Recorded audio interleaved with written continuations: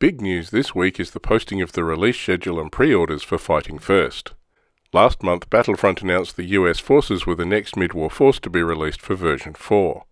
This month we got a solid release schedule as well as a look at some product and box artwork. This is the list of releases slated for September, coming in 3 waves. Early September sees the launch of the Fighting First rulebook, a 52-page hardback forces book for the US in North Africa. The Patton's Fighting First box set accompanies it and has 10 plastic tanks, 5 M4A1 Sherman tanks as well as 3 M3 Stuarts and 2 M10 tank destroyers. All the tanks are plastic. The M10s and M3 Stuarts are existing moulds, but the M4A1 Sherman is new in plastic. This box set also comes with unit cards, commander figures, decals, and a softcover 4th edition mini Flames of War rulebook. Other releases in the first wave include the Fighting First paint set, Sherman drab spray, and the Fighting First dice and token sets. The second wave is due in mid-September and features the plastic armoured rifle platoon, Armoured Rifle HQ, the M3 half-track platoon and the Rifle Company. The Armoured Rifle platoon box has 5 plastic M3 half-tracks and crews, 2 sprues of hard plastic infantry, decals and unit cards. The Armoured HQ box has 2 jeeps and HQ teams. The half-track platoon has 4 half-tracks with crews, decals and a unit card, while the Rifle Company has 6 sprues of hard plastic infantry, 2 command sprues and 5 unit cards. So this release gives US players a lot of infantry options both for mechanised and infantry forces. Late September will see the command cards for Fighting First, as well as the US M3 Lee tank platoon box, M10 tank destroyer platoon, 37mm anti-tank platoon and the mortar platoon. October releases start in mid-October with the M7 Priest artillery battery and the M4 Sherman tank platoon. These are both plastic. The M7 box set comes with 3 M7s, a tank commander sprue, a decal sheet and a unit card. The M4 platoon box has 5 tanks as well as a tank commander sprue, decal sheet and 5 unit cards. Also due out in mid-October is the T28E1 37mm AA platoon. This is a resin and metal kit that mounts a mix of 37mm and 50 caliber guns in a turntable, mounted on a half-track chassis. The box contains 4 vehicles with crews and a unit card. This wave is rounded out with the P-40 Warhawk fighter flight and the Armoured Recon Patrol.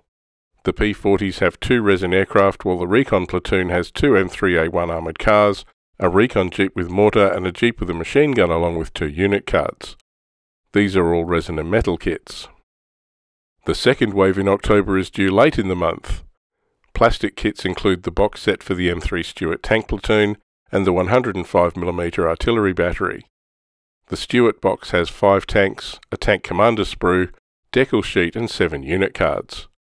The 105mm battery has 4 plastic 105mm howitzers, 4 sprues of plastic gun crews and a unit card. The gun is very simple and only 5 parts per gun. US players will love having this available in plastic. The T30 assault gun platoon is a resin and metal kit, with 3 75mm assault guns mounted on a half-track chassis. The box contains 3 vehicles, a crew sprue, a decal sheet and a unit card. The M4 mortar platoon is also a resin and metal kit and has 3 81mm mortars mounted in half-tracks, with 3 crew sprues, a decal sheet and a unit card. It's interesting with these half-track units that they're resin and not using the existing plastic half-tracks as a base.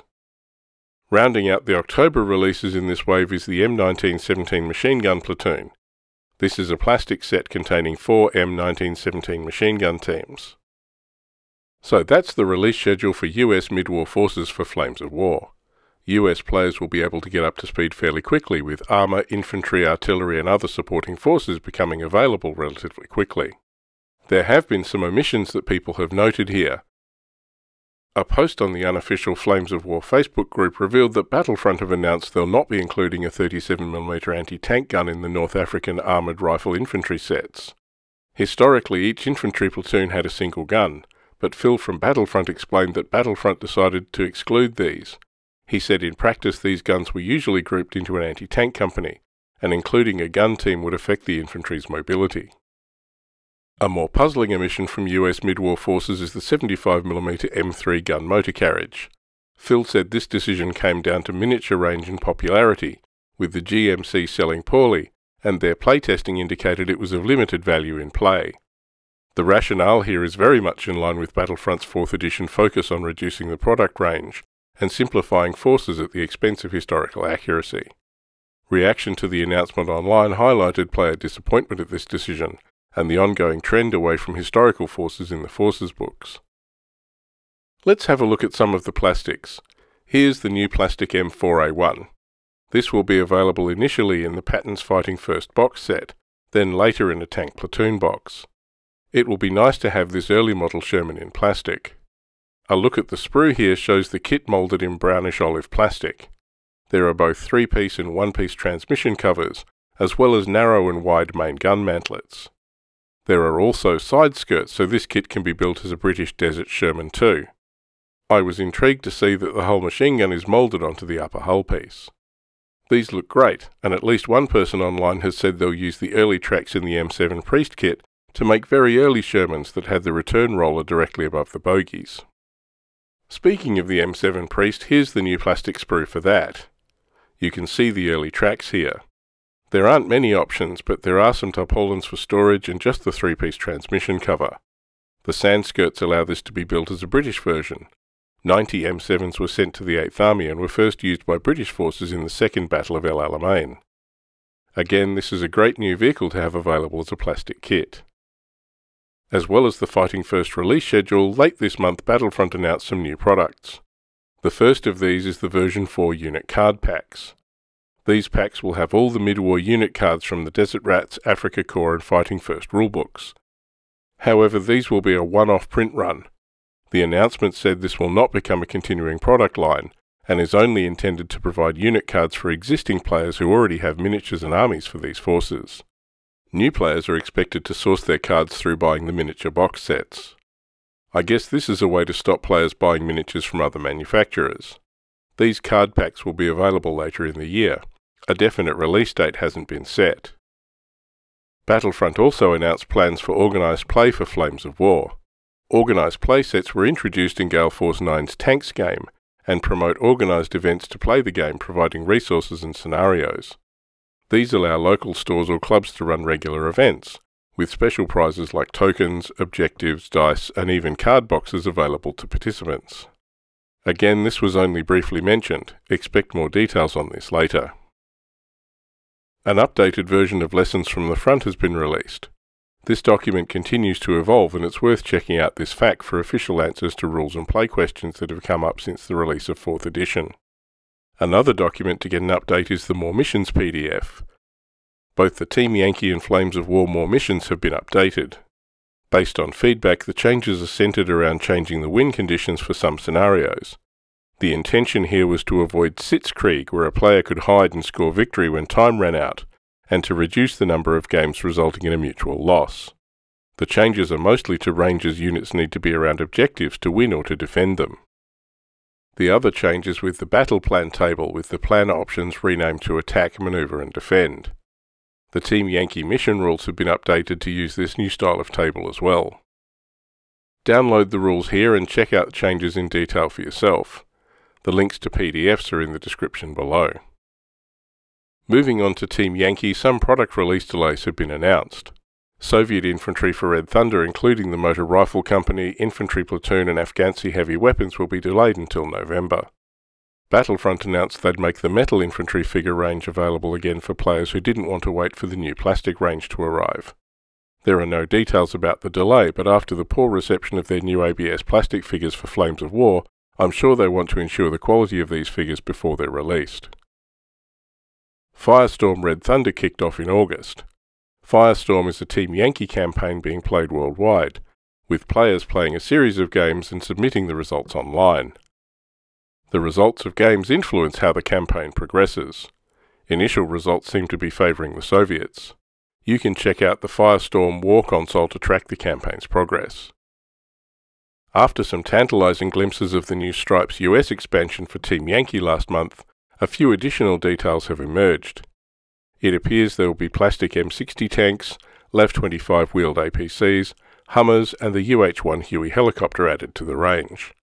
The M60s will build the A1 and A3 versions, the LAV-25 will build the standard gun-armed APC as well as the AT version mounting tow missiles and a mortar carrier. Hueys will build both the Army and Marine variants. This announcement seemed to make it clear that it's unlikely this supplement will contain Bradley infantry fighting vehicles, something players have been very keen to see added to the range, but it does seem there'll be a focus on the Marines, so something to look forward to. The announcement also promised units like M113 Scouts. Of course, last month I mentioned the Urban Assault Vehicle, and the announcement seems to show one as an objective marker. It even appears to have Sergeant Hulker on the roof. I've got to get me one of these. Following the success of the mid-war starter set from Flames of War, Team Yankee will introduce Hammerfall. This starter set will include 2 M1 tanks and 3 T-64 tanks along with the softcover Team Yankee rulebook and an intro guide to get new players started. This is due to be released later this year. The modern era is also still the focus for upcoming Plastic Soldier Company kits. The company's new Leopard 1 main battle tank kit went up for pre-order this month. More details of the kit has emerged, including these CAD images of the Canadian C1 and A3. The box contains 5 tanks and the kit can build the A3, A4 and Canadian C1 versions. Unfortunately, the planned A1, A2, A5 and Leopard versions will not be included. PSC said they just couldn't fit these parts onto the frame, and these vehicles will be offered later. The Leopard kit is planned to be available in November, but pre-orders are open now, and when you pre-order you go into a prize draw. Despite production issues causing the M3 Honey Stuart light tanks to miss their original release schedule, they're now available for order from the Plastic Soldier Company's website. This kit has 5 tanks with British and US commanders, and has options to build M3 and M3A1 versions, suitable for Europe, North Africa and Tunisia, as well as the Pacific Theatre. Slated for a September release is the Battle Group Overlord Beyond the Beaches book. This 136-page softcover book is a reprint of the Beyond the Beaches section of the original Overlord campaign book. The D-Day section of this book is also due a reprint in softcover at a later date. Beyond the Beaches is due for September general release, but is available for pre-order now. Pre-orders get a bonus 15mm or 1/72 Panther sprue, and will get their copy 2 to 3 weeks before the general release, and go into a prize draw. So it's been a pretty good month for announcements. I've had to rewrite sections of this script several times as new announcements came out. It's also good to see updates to mission and FAQ PDFs. The Fighting First release schedule will expand the mid-war Flames of War forces, something players have been keen to see. I'm really looking forward to trying out the M4A1 Sherman and M7 Priest kits in plastic. The new kits for Stripes and Team Yankee are also welcome and exciting news. I'm keen to build some M60s.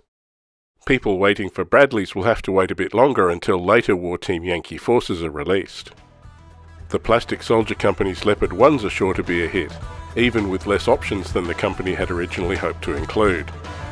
What are you most excited to see? Let us know in the comments.